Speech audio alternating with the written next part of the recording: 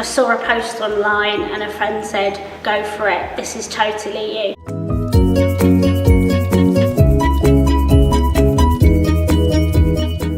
A real motivation for myself, and I think many of the other curators, was to tell a more diverse, inclusive history and kind of reframe what is LGBT plus history. And I think that it was fantastic that we got the opportunity to do that.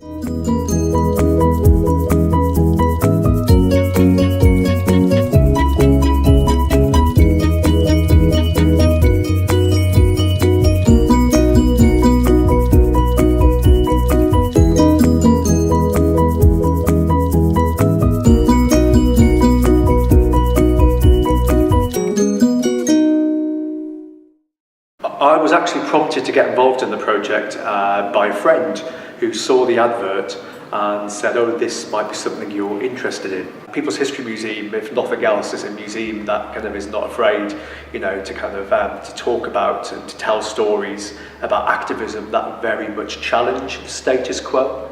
So when you think about an exhibit like this, you can't be shy. You can't be shy in terms of content. And nor should you be shy in terms of your scope, really, because they're kind of big and challenging ideas. They were then in 1967, they are now for a lot of different people. The museum put out an ad for people, to members of the community, the LGBT community, to apply to be community curators, that is to say, part-time voluntary curators.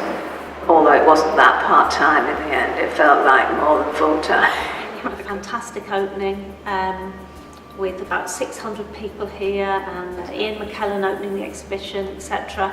But to me that didn't feel like the end of all of our work. We put a lot of work in putting the exhibition together, but it almost felt like the beginning of the exciting bit when it was open to the public and people coming and really, really interested. There's been such fantastic feedback.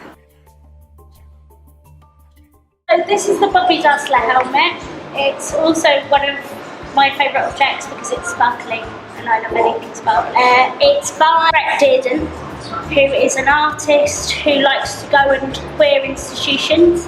It was worn for the first time last year, in 2016 Manchester Pride.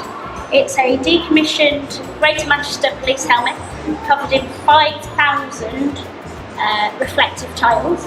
Years. So we go right from a newspaper article which was up in a box in my loft from 1990, from a case in Newcastle where two lesbians were adopting a child, and because of homophobia that child was taken back away from them and placed back into the care system, and I was very involved in actions around that. And in this case also is this little yellow book, Jenny Lives with Eric and Martin, which seems quite an innocuous book, but actually was perhaps the most important trigger for the whole of Section 28.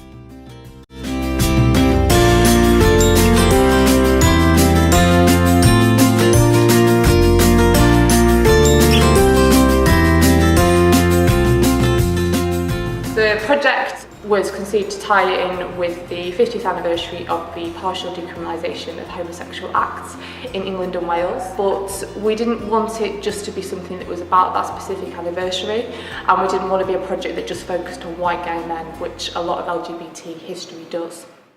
We were very conscious that we wanted it to be community-led. We didn't want the People's History Museum just to be putting on an exhibition about a community that a lot of the staff didn't feel that we were part of. So community engagement and co-production were very much embedded from the start. So the thing that interested me most about the Never Going Underground project was an opportunity for us to sort of step back from how we usually worked at the museum and try and experiment with the collaborative approach, which is something that I'd never done before. We'd also been doing the same family programme since I'd worked here so at least for the last 4 years. So it's a nice opportunity to refresh the work that we were already doing and think about it in a little bit of a different way. So for the family programme, the main thing that we did is we worked with Proud to Be Parents, mainly with Matt, who runs the group, It's a group for LGBT plus parents and their kids. And it was a good opportunity to sort of speak to them and see what they wanted in the museum, and see what works already, what we already did, and what they wanted to see change, what they expected from a visit. So it was quite nice to see it from their point of view.